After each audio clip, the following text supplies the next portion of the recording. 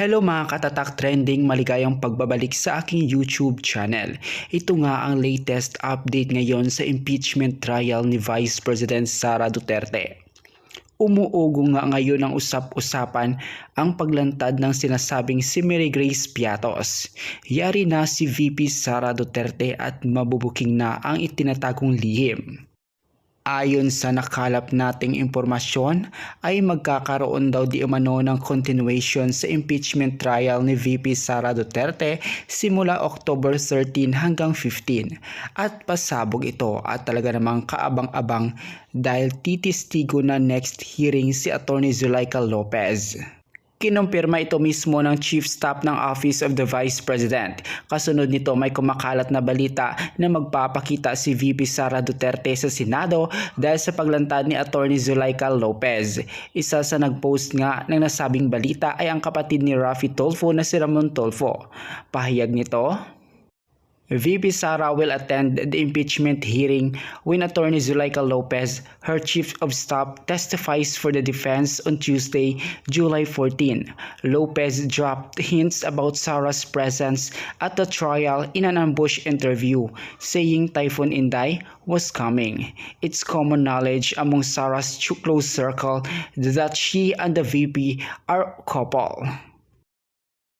Grabe, ayon rito, nang nalaman ni VP Sara Duterte na magpapakita at titistigo si Atty. Zulaika Lopez sa impeachment trial ay agad namang magpapakita din si VP Sara kahit hindi naman daw kailangan. Dahil ba gusto nito ng moral support para kay Atty. Zulaika? Ganito ba talaga ka-espesyal si Atty. Zulaika Lopez kay VP Sara Duterte?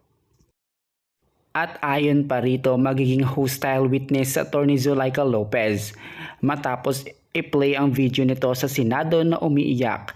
Kaya ito ang naging dahilan kung bakit nag-meltdown si VP Sara Duterte at nasabi ang mga masasamang bagay laban kay Pangulong Bongbong Marcos at First Lady Liza Marcos.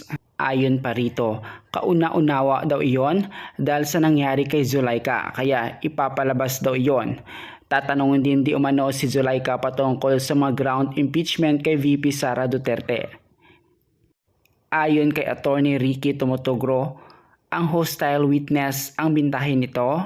Kapag hostile witness kasi ng prosecution, ibig sabihin hindi bawal sa prosecution na ang mga tanong ng prosecution ay leading na yon.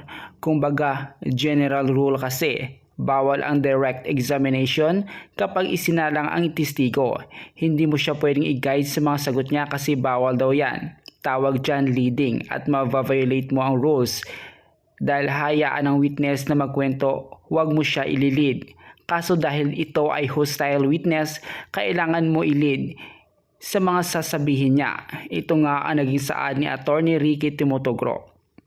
Sa huli, ang mas mahalaga ay maipaliwanag at masagot ng kampo ni VP Sara Duterte nang walang halong pagsisinungaling ang mga isyong ikinakaharap ngayon ng ating Vice Presidente para sa kapayapaan ng bansa at mabigyang atensyon ang totoong suliranin ng bansa. Dahil sa huli, lalabas at mananaig ang katotohanan laban sa kasamaan.